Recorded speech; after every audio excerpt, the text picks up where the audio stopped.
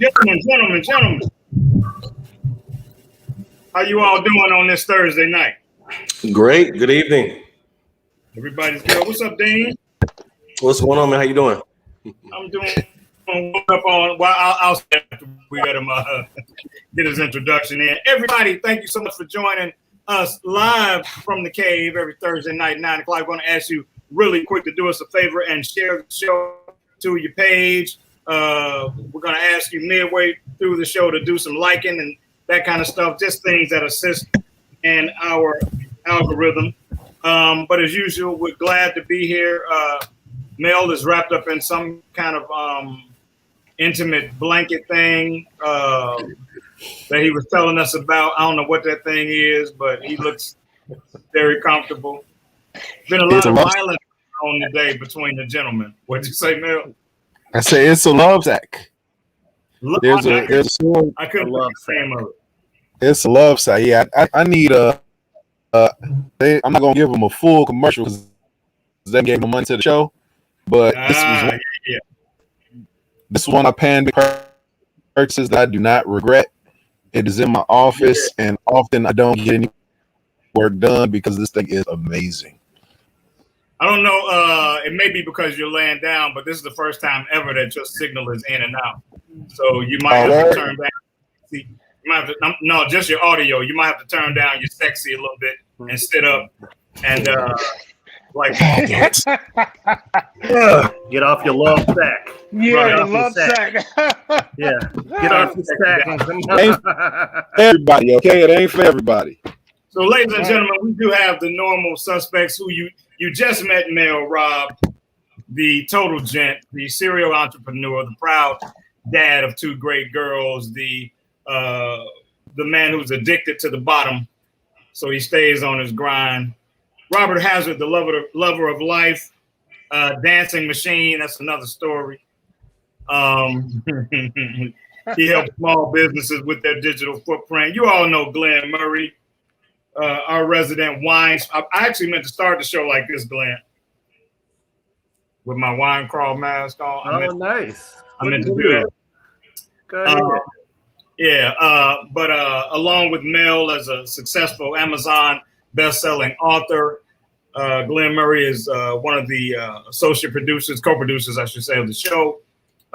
He, along with Keisha Rose and Roger Jackson, they do some great things. And we're honored tonight to have Big Dean. Yes, sir. With us. I rolled up on Dean last night. Dean didn't know what the hell was going on because I was working. So I had a big lens in my hand. You take that how you want. Yeah, you did. You slid up behind me. I didn't know who you was. Right. I was carrying this big lens, and Robert told me who you were, and I was like, "Oh, okay. I'm going to go introduce myself." So I got a chance to meet Dean last night while I was working, and he was lounging, and promised him that we would have a great time tonight, man. So, Dean, for those who do not know who you are, tell us a little bit about yourself. Take about 30 seconds. Tell us how you came to be on the show. What you do, and how we can find you, and we'll make sure we revisit how people can find you by the end of the show. And when the show is done, don't cut out, hang out with us a bit.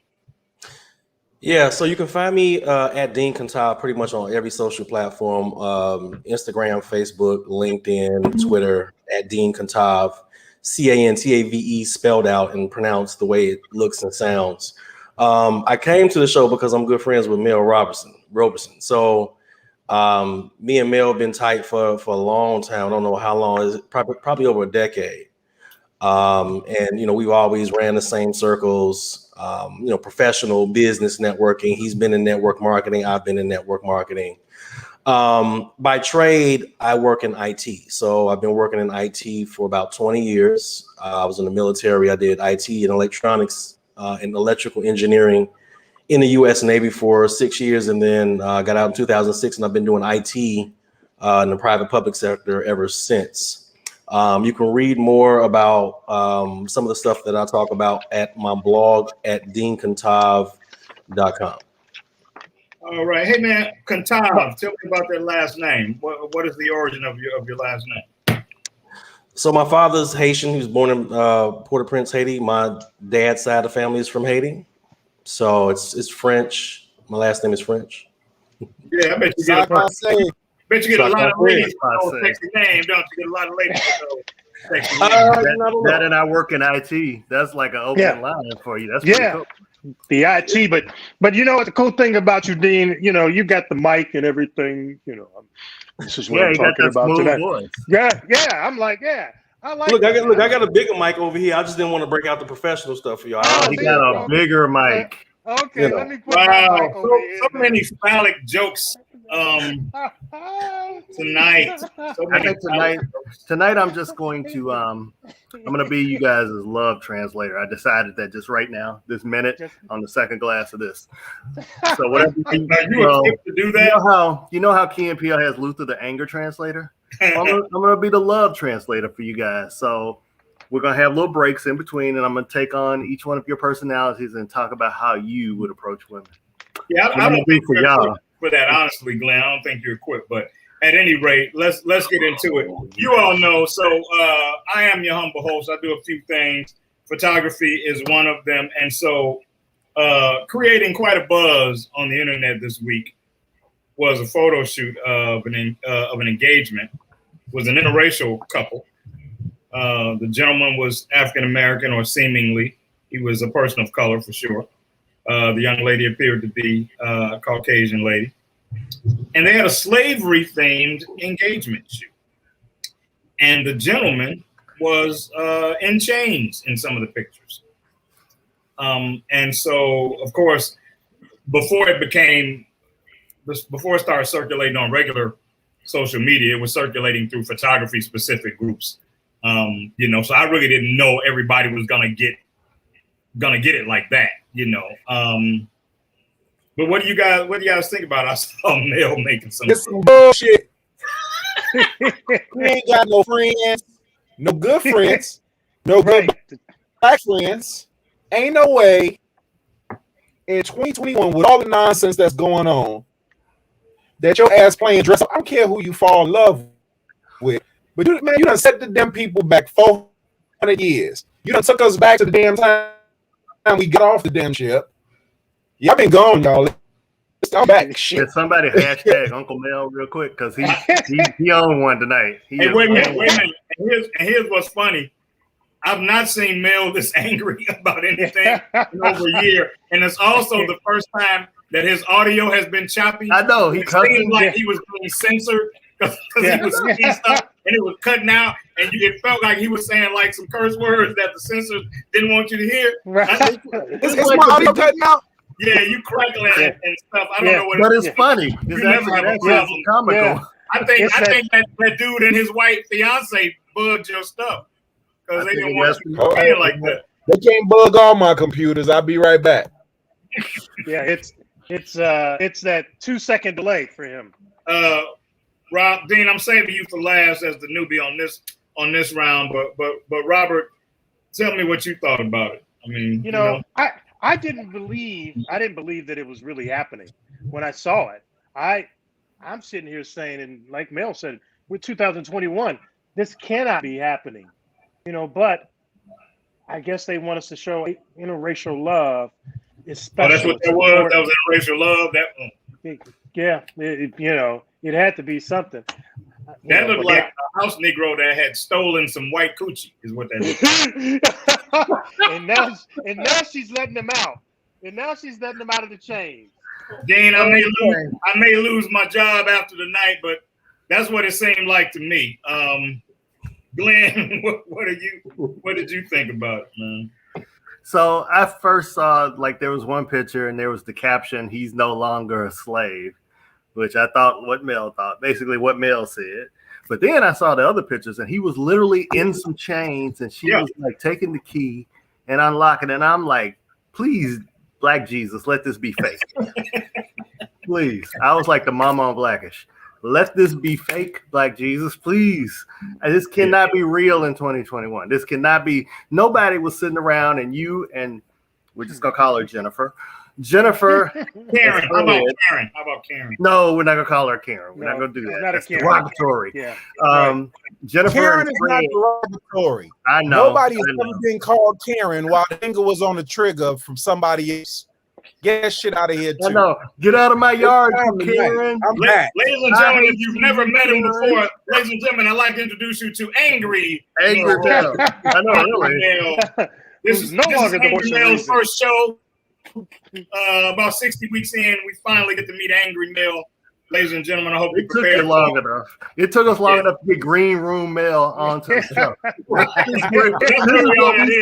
In the green room every week, y'all. So yeah, go ahead, Glenn, before I get to Dean. So Jennifer and Fred were sitting around, and Jennifer's like, honey, I've got a wonderful idea. Why don't you play a slave? And my love will set us free. And Fred was like, okay, that sounds like a good idea. Ain't no damn way. No way. What frightens me, man, more than Mel's point that, you know, he clearly ain't got no good black friends. What frightened me even more, and he ain't got no good woke white friends either, though. Right. There's some good white people that would let you that's kind of where I'm going. I had a conversation with some people recently about the difference between culture and race, and how race is really insignificant. Culture dictates everything. Your race might make you predisposed to lean toward a particular culture, but we all know people that are of a certain race, but they don't associate with the common culture that race does. So I look at that dude, man, and I go, maybe he is just totally removed from his culture. And that's how he would not understand how how damaging that is, because he doesn't see life through the lens of a black person. He's trying to associate and assimilate to a different culture. That's the only thing I could think that makes sense. And before I let Angry Mel back at it, I'm going to ask our guest, who hasn't said much yet because it's been such a crazy show already. I'm going to ask Dean, to weigh in and tell me what you thought about it. Dean is like, what the hell have I done? What have I done? Right. What have I gotten into? Look, it could have been a stunt just for the internet. We are in this racially tipsy-turvy world right now, where there's all type of different things that we're seeing on the internet, in social media, as it pertains to race. I think sometimes we often expect that if somebody is black, the assumption is that they are going to identify with black culture because they're black, and that's not necessarily the case. Yeah. So, what was my man Dean? What was my man the secretary on one of the most recent trials? Oh, you're talking about Daniel Cameron. I know who exactly. Yeah, with the razor bumps. Yeah. He was the attorney general. Was he attorney general of Virginia? I think it was. Right, and he's married to like Mitch McConnell's daughter or some crazy. No, it was interesting. Of Kentucky, that's Daniel Cameron. He's married to a high-profile Republican's daughter, though. Oh, is he? Yeah. At first, I thought those were his wedding pictures. Touche. They could have been. It could have been. Look at me. Angry Mel went on and put on a dashiki. Oh, Lord. Yeah. He had to make a statement. Uh-oh. Conspiracy brother is about to speak. But you can look at his temperament and tell that he came back with controlled anger. It is more the Reverend Angry Mel now, getting ready to educate. Was there something else you wanted to weigh in on my good news? Is there something else? No, my brother. I am just here. Dude, your attire speaks volumes. Brother Mel Almighty will be speaking later on to the audience. So get my dashiki. So one of the things we were bouncing around in the green room before the show started was anxiety, and how we are handling anxiety with all that we are facing as of late. And I know that anxiety falls under the umbrella of mental health. And so I think, it might be something that a lot of people are resistant to admitting that they are experiencing or they experience. But for those of you who are willing to address it or feel that it's something worth addressing, how do you handle it? How do you handle anxiety? Robert, how do you handle anxiety? Yeah, that was my question. So I think that the context behind that, though, is really here in Chicago. We're seeing a lot of shootings that are happening. You know, yesterday I think there was about 28 people that were shot, and so gun violence is at an all-time high. So when I go out into the city and things like that, anxiety is popping. My head is swiveling because I see so many police going different ways. So the anxiety is high right now. So sometimes I have to take a step back and just hide your pistol, hide my pistol, and really just put my head down, man, and pray. That's what's really happening with me now is, talking to God to just get me through this situation, because it's crazy. Yeah, it's I was having a conversation with a good friend of mine today, and we were just talking about the state of things and the progress or lack thereof. And she had a lot more of a compassionate perspective about it. She was saying that it takes a lot of time, for things from a cultural standpoint to happen. When you think about how long certain things have been in place, how long certain institutions have been in place, it takes a long time and probably lifetimes beyond ours before you really start to see significant improvement and progress and change. And I was saying that was frustrating for me, because I felt like, my grandparents, fought some of these same battles. They may have been dressed up a bit different, but they fought some of the same battles. My parents fought some of these same battles. I'm sure that my grandmother, who passed away on my birthday in 2013, I want to say, did not think some of the stuff that we're dealing with now would still be happening when she was a young adult. And so I respect that there has been progress, but it just seems so slow.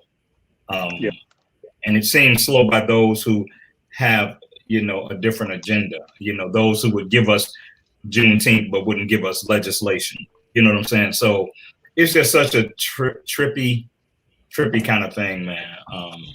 Here's the thing with the progress, right? If you look at the civil rights movement, we were asking for fair treatment, get rid of police brutality, resources, and jobs. It's 2022. We're asking for fair treatment, get rid of police brutality, resources, and jobs. Frustrating, man. Yeah. And the difference this time is, in the 60s, they assassinated leaders. Medgar Evers, Martin Luther King, Kennedy. Now they're assassinating movements. How long did it take for Black Lives Matter to become a saying? And now it's almost a bad word. It took a year to turn that into it. Critical race theory, which is basically just telling the truth about history, has now become some level of racism and a racist movement against a whole people. Come on, Texas just passed the legislation about not being able to say that the KKK is immoral, not teaching about Native American history, and not teaching about Dr. King in schools. Not teaching about Tulsa, not teaching. You can't even talk about the Trail of Tears. We can go back to the Trail of Tears, which was brutal. You can't even teach about that. You can't just amazes me that there are enough of them in place, and I say them with the ambiguity that I intend, to make that happen. Right. I mean, how are they in the number that can make that happen? It's frightening because here's what happens. I'm sorry. Go ahead. No. It makes you feel hopeless. Like, okay, if they can actually do this, rewrite history. Yeah. It's sad, but it's It's also political. I mean, we went to the polls, and you think about it, it was just 13 years ago that Obama was elected. Mm-hmm. Wow. 2008. Okay. 13 years ago. Mel gonna set a record for wardrobe changes this week. And in those 13 years, there was a concerted effort at the state level to really take over.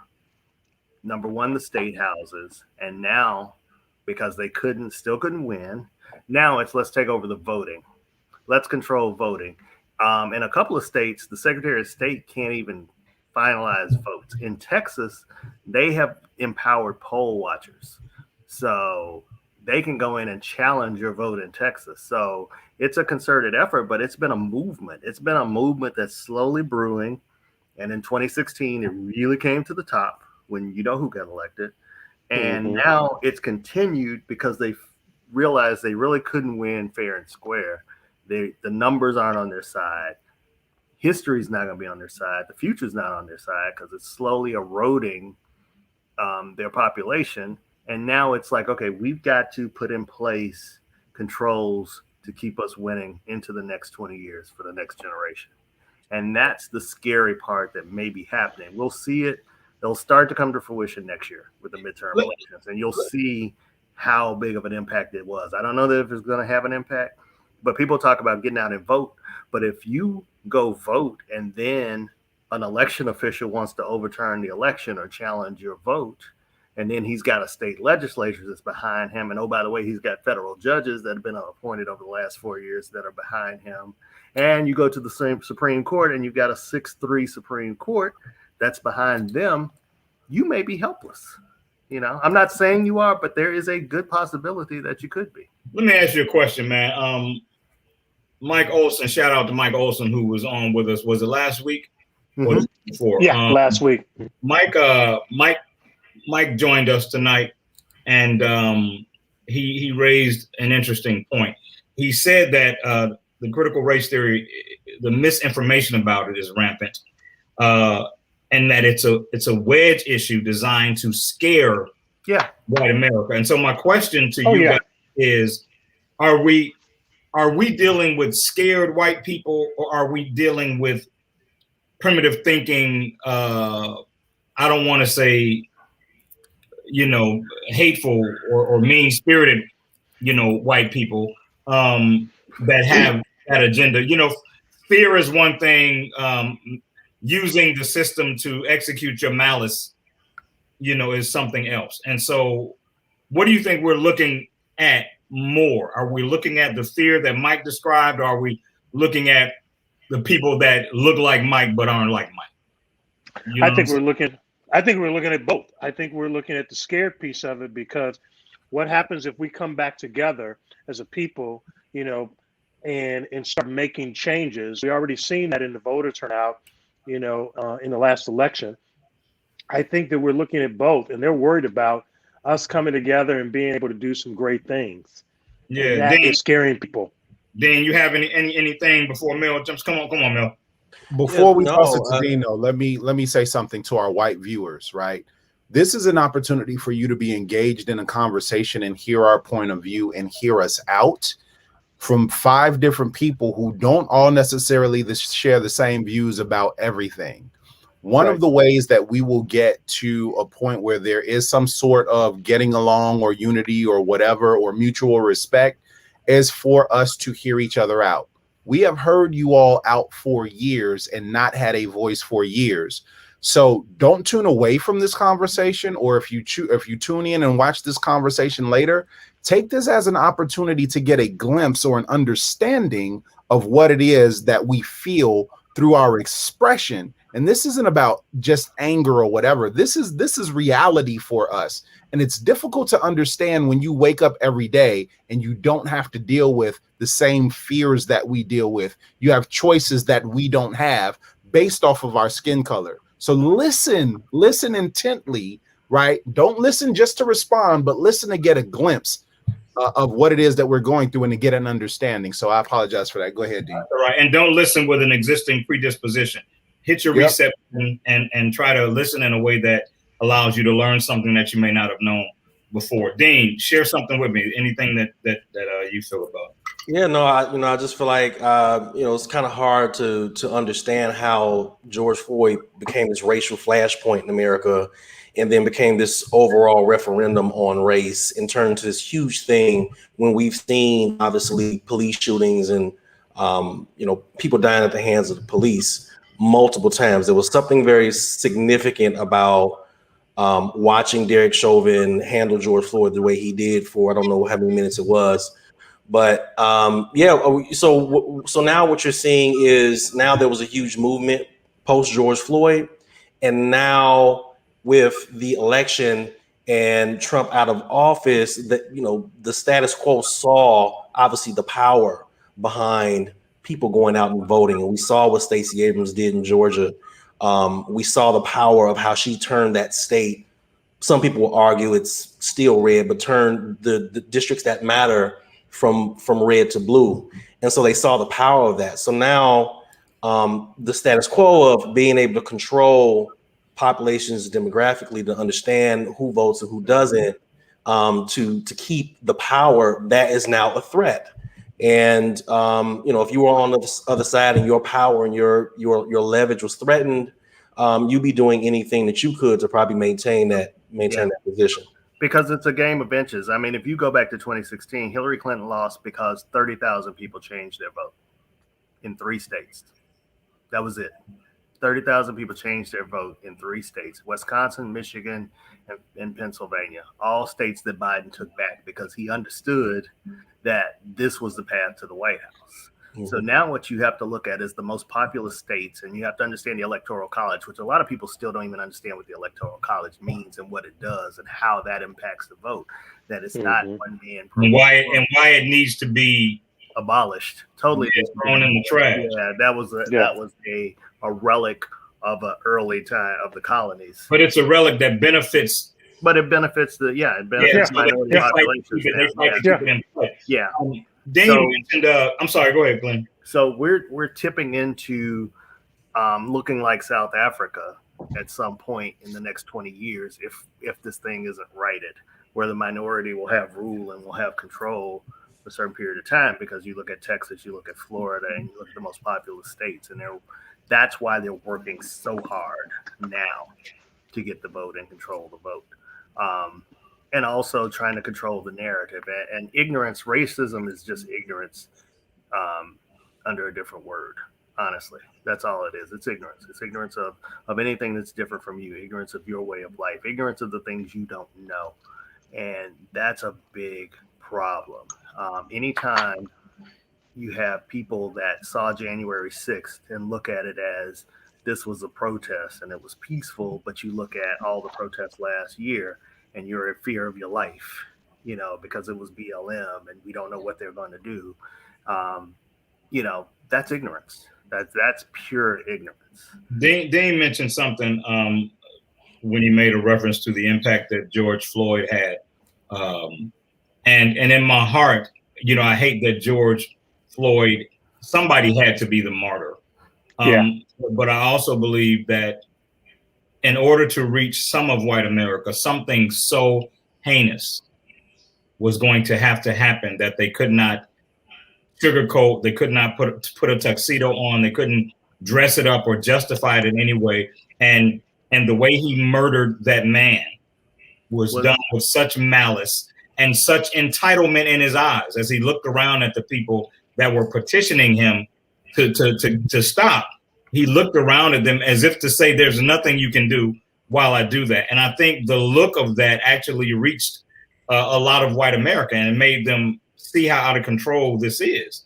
Didn't reach enough, but it reached a significant amount of people. So, yeah. And unfortunately, it had to be televised. It wasn't. Tamir Rice was no word of mouth about this or no skill shots. It had to be seen and recorded. Right. Tamir Rice was heinous. They shot him and allowed him to die and wouldn't even let his mother go comfort him. Right. That was heinous. Trayvon Martin was stalked. But it wasn't videoed. But it wasn't videotaped. Trayvon Martin was stalked and shot by a wannabe cop. He wasn't even a cop, and he was defending himself against a guy who was following him after the 911 operator told him not to follow him, to let the police handle it.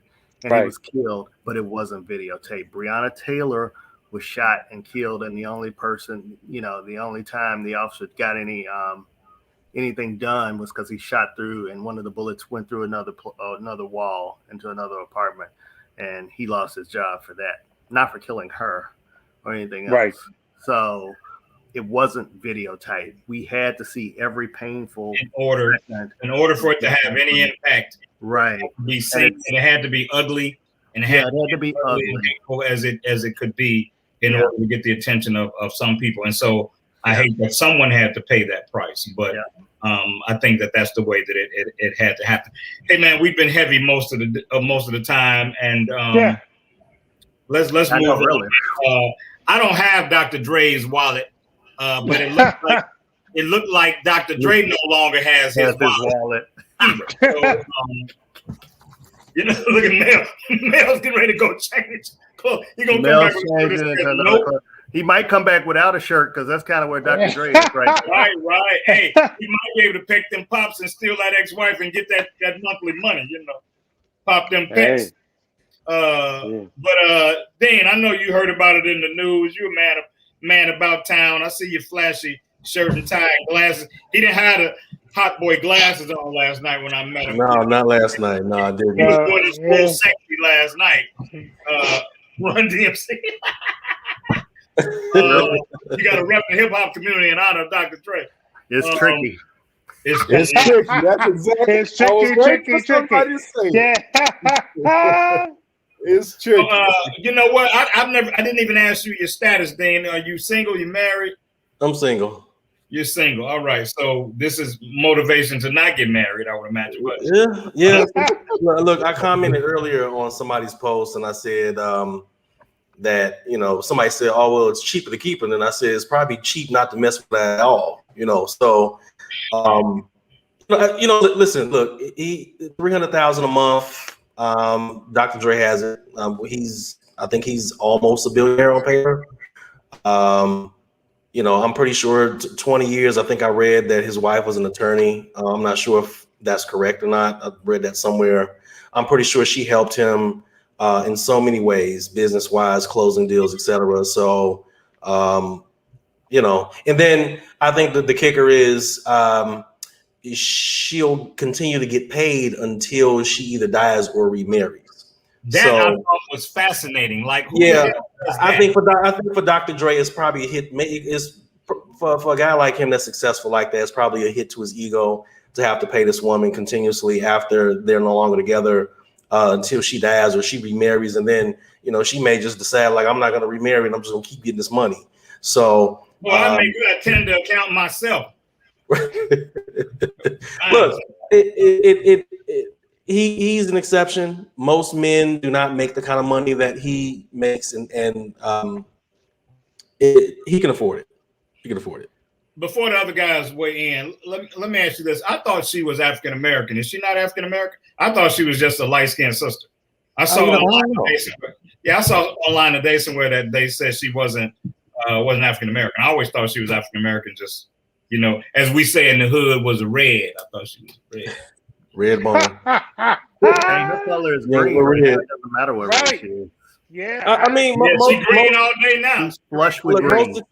Most successful black men. Don't say it, Dan. Don't say it. Don't say it. Look, go out there and look. No, go out there and look. Don't say it. I don't.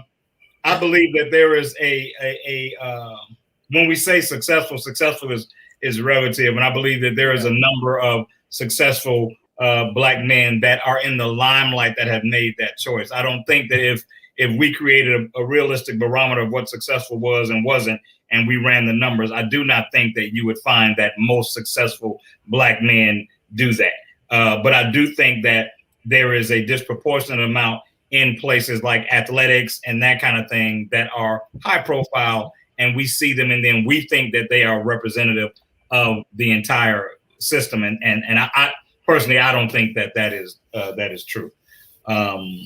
But Mel, talk to me about Dr. Dre and his wallet, man. I mean, you probably have a very compassionate and interesting and open-minded. The production team said she black.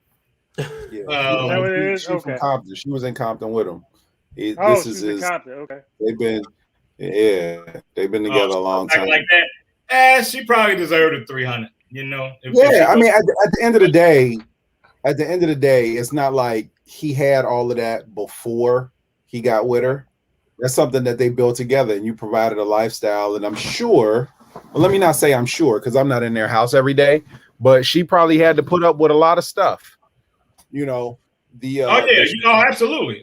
Yeah. So in the Straight Outta Compton movie, from what I'm hearing, was not a completely accurate depiction of their love and lifestyle. But you know what? There's probably some people made $40,000 a year that had to put up with similar stuff. So you know. So you know, at the end of the day, you know, this is what you get into, man. Like, I don't. From what I know, it's not a thing of her just saying, "I'm out. Let me get the money." Like this was some diabolical plan over the years. I'm sure she had plans to stay together, but for whatever reason they didn't. So, you know, prenups are important, people. If that's how you really feel about it, then there's that. Because people love you till they don't. Yeah, and when they don't, they really don't. That's a good point. They love you. I've always said, man, there's a one of my favorite quotes says, "There is no." Gerard James, this shirt too. Really? So I gotta go change the shirt now. That's not. I'm not doing it. There's a quote that says, "Look, I'm about to get up and go and just take my clothes off and come back naked." I'm gonna take it to the next level. Hey, Dean, you won't be single for that for long.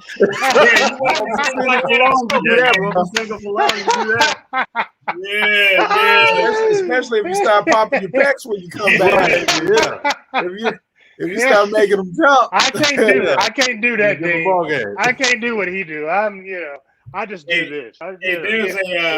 There's a saying that says, "There is no hate like the hate that stems from love." and the reason that I think that's significant is because I think that in our minds, when the transition happens from love to hate, we think that it diminishes and then starts a new growth, when in actuality, I think the love just pivots. No, I think what it is hell hath no fury like a really good divorce attorney. That's what really it is. That was hired by a scorned woman. Right, because she probably was like, "Oh, you know, I'll take 15 million." Nah. Yeah.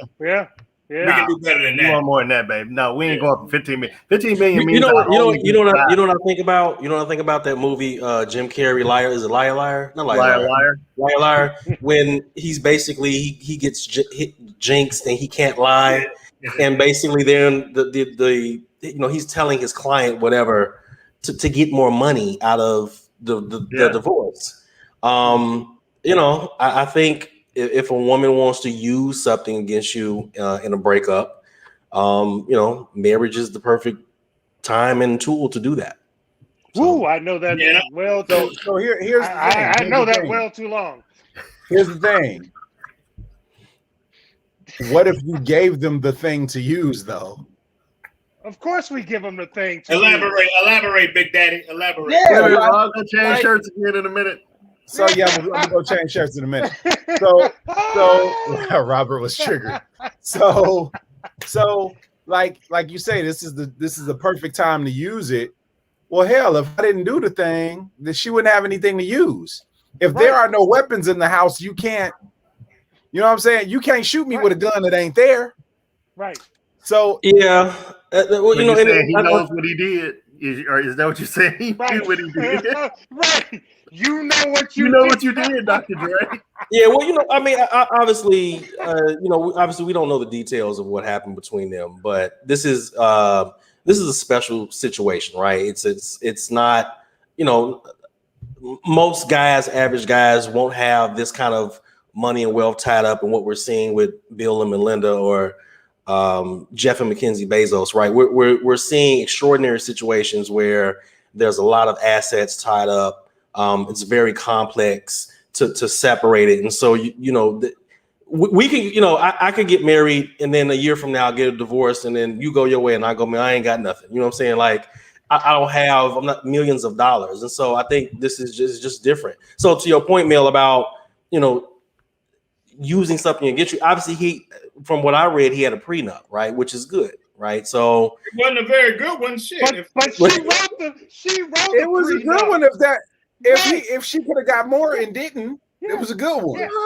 Yeah. But she negotiated the prenup. So I mean, come on now. Yeah, and that could have been around for, the terms of that prenuptial agreement could have been around for a long time. Sometimes you go through a marriage, and I think it'll get to a point, maybe, say you've been married for 10 years and then you get to the 15-year point, maybe something changes financially, you want to renegotiate the terms of your prenup. So we don't know exactly how that could have played out. I tell you what I do know is I don't care how good the attorney was.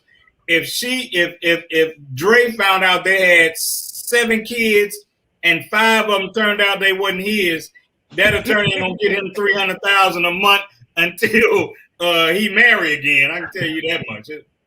Well, I think that this brings up a great point, Dean, what you just said about renegotiating the terms of the relationship. We need to start renegotiating the terms of the relationship pretty early, because now let me go on record by saying, since they have been together or since they were together, I think she should get some money for being a part of the marriage.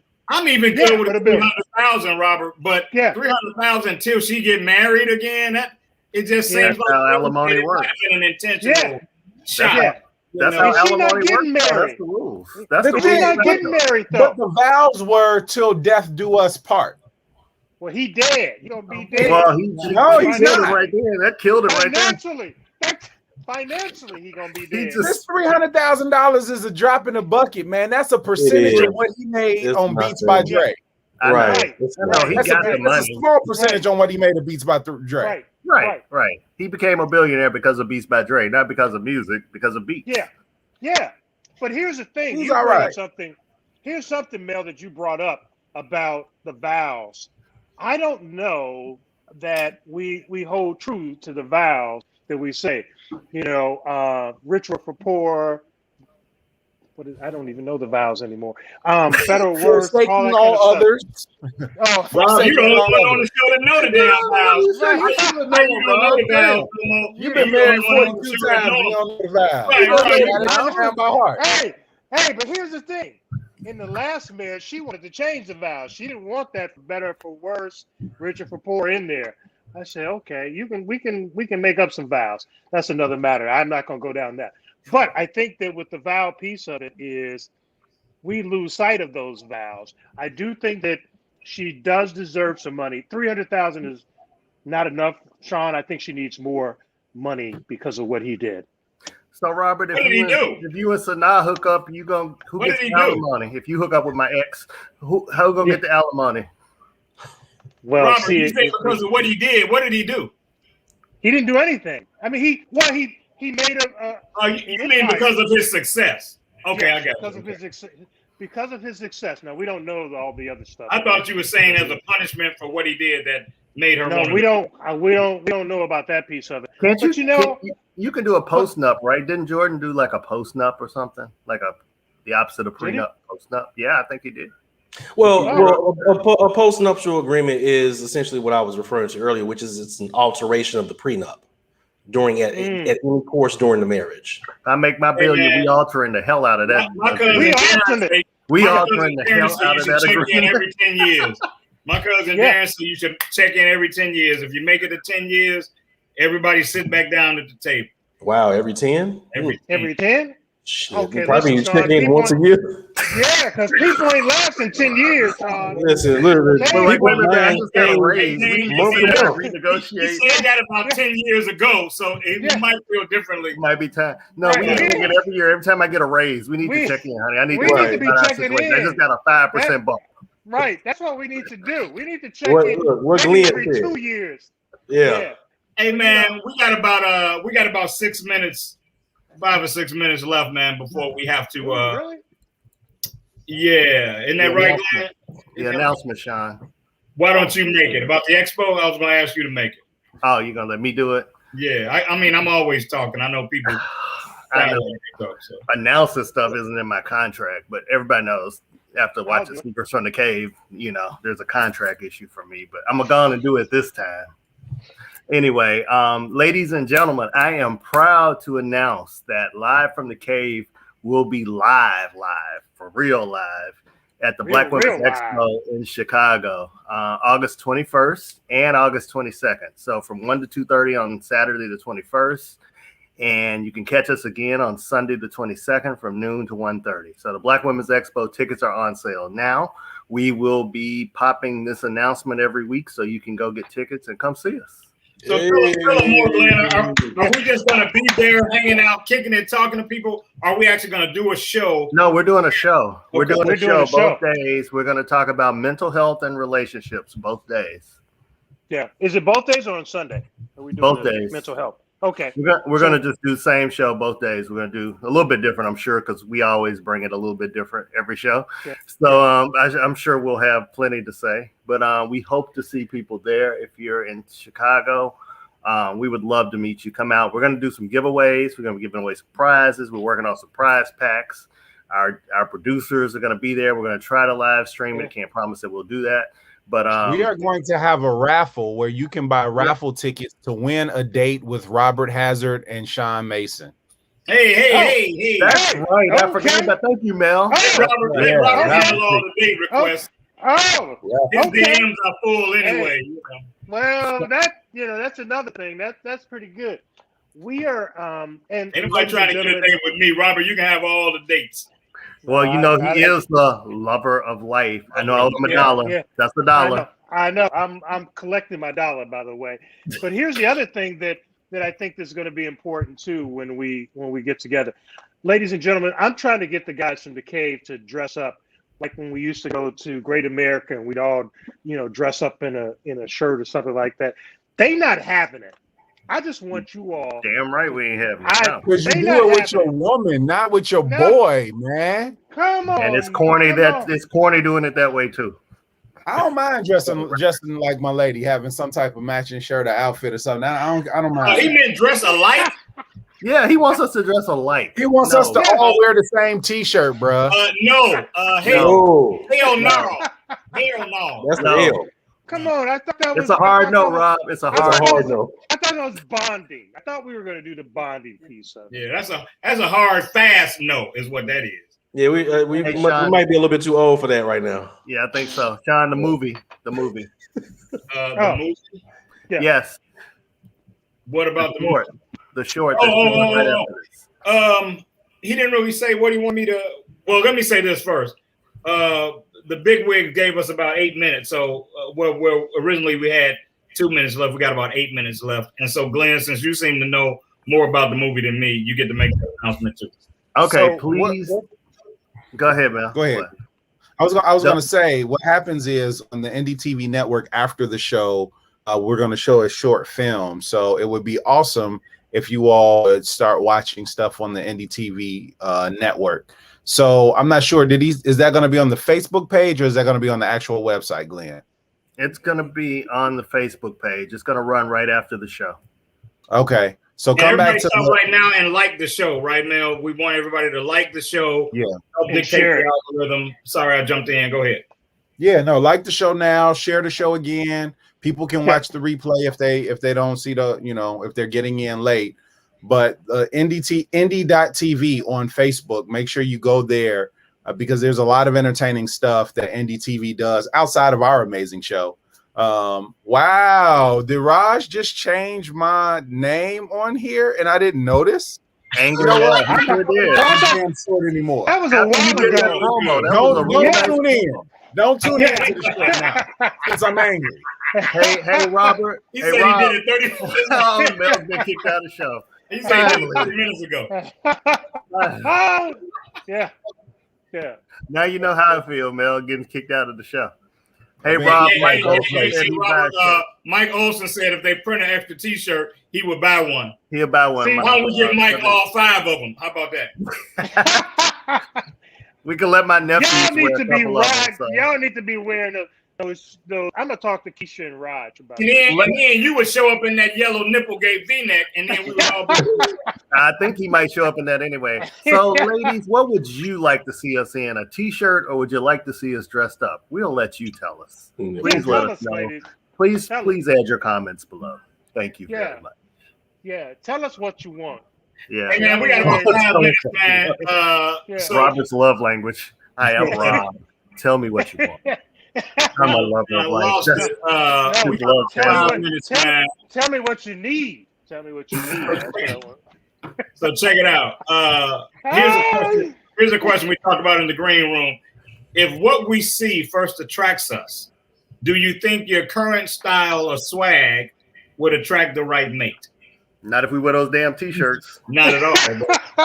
But outside of that, what do you think? If what we see first attracts us, do you think your current style or swag would attract the right mate?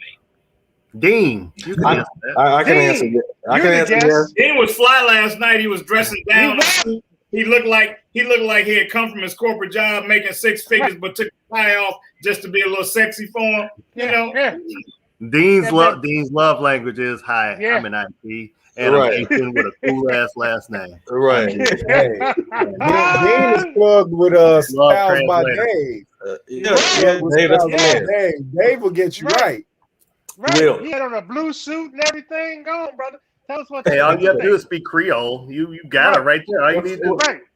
Right. A little French. That'll do it for him. Yeah. A little Creole. Right. I would say, you know, swag is synonymous with confidence. You know, you dress to your level of confidence. You feel good about yourself, and that attracts women. So, well, what it says to me, presentation is important for me. Absolutely. And so I grew up a little dude. I was smaller than everybody in my age group. Never thought I was particularly handsome, but what I knew I could do was put on some clothes. And so my older brother was like, hey, this is what the Mason boys are going to be known for. We're not big enough to be known for running anybody over on the football field, but people are going to know we care about how we look when we step out. And so my brother kind of led me down that road. And then he's an attorney. He had to be a lot more conservative as he got older. And I was able to kind of make my style my own. But if I see somebody who doesn't look like they care what they look like when they come outside, it doesn't turn me on. And it doesn't have to be all of that. It just has to be something that you look like you put some thought in. Mel, what were you going to say? I am who I am at my core, regardless. I do care about what I look like, and I have closets full of clothes. But the older I get, the less I'm interested in shopping every single weekend, and making sure I got some staples, and I'm pretty cool. But at this point, I know who I am, and I ain't really trying to impress nobody. So when I dress, it's for me anyway. Mm-hmm. Let me say this before we got about 2-3 minutes left. One thing I will say is because I grew up small, I stayed away from things that did not reflect my age because I didn't want to look younger than I was. And at my age now, I've just started to wear dress sneakers. I've got like 3 or 4 pair of dress sneakers. I would never wear that before. I actually almost lost relationships because somebody was like, "You're never comfortable. You never." I'm like, "No, I am comfortable. I just have on church shoes, but I'm comfortable." But I've got to a place now where I can rock the sneakers and be fine with it. It's not a big deal for me. But there wasn't a time that I could do that. Robert, you always fly. What do you think? Thank you, brother. I'm going to receive that because I like being fly. So I'm going to be me. I'm gonna depending on the event that we're going to, I'm gonna have some stuff that I'm gonna go through my closet and put some stuff together so that I look good. Glenn, 1 minute. So I think I started paying attention to how I looked when I started taking more pictures and really starting to look at myself because I'm really hard on myself. So I'm incredibly image conscious. So now it's important. Are you really?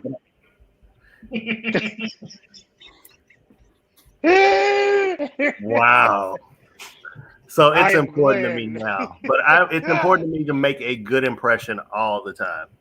Yeah. So it's not just about the first impression. It's the second, it's the third, it's the fourth. You need to have, there's an expectation that I need to set as a person representing what I do, representing the team that I'm with, all of y'all. Y'all help I got up my game with y'all because y'all always dressing good. So, Man, is that a Kenneth Cole shirt that you have on? Kenneth Cole is my guy. Is that? It is. I love my Kenneth Cole. Yeah. Personally, Rob, I left the driving range today, man. I was in a sweaty t-shirt and gym shorts, and I needed to stop and pick up a package. and I almost didn't do it because I was like, somebody's gonna see me looking like this, and I was like, you know what, whatever. And I just went and did it. I felt like it was a growth moment. But at any rate, hey man, we're out of time. Dean, I don't know what that was you were drinking. I saw you sipping on something. I wish I knew what that was.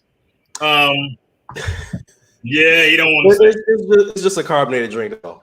Oh man, it's just a carbonated drink. Is it carbonated? Is it like a carbonated drink? Is it Red Bull? Bull? It has electrolytes and some vitamins and some good stuff in there. Because when you're speaking French, you can't be inebriated. Right, exactly. You can't. It doesn't sound good at all. Hey, y'all gonna get off my board. It's just a carbonated drink. It's just a carbonated drink. You know, Dean has that certain je ne sais quoi. Dean. Voulez-vous coucher? Would you close out the show, Shawn? Hey man, thank you everybody for tuning in. You know we love and appreciate your support. We love and appreciate that you rock with us, whether you agree with us or not, or whether we agree with each other or not. You've made Live from the Cave what it is for more than a year, and we can't say enough times how much we appreciate you guys faithfully tuning in with us. So, Dean, don't you cut out. Remember, there's going to be a movie on the NDTV page after the show. We'd love for you to check it out. And we'll see you next Thursday on Live from the Cave. For sure. Camped out at home for COVID? Join us, NDTV, where you will see the talk shows, movies, drama, action, and comedy. Be the first and see it first. Sign up now for free at NDTV.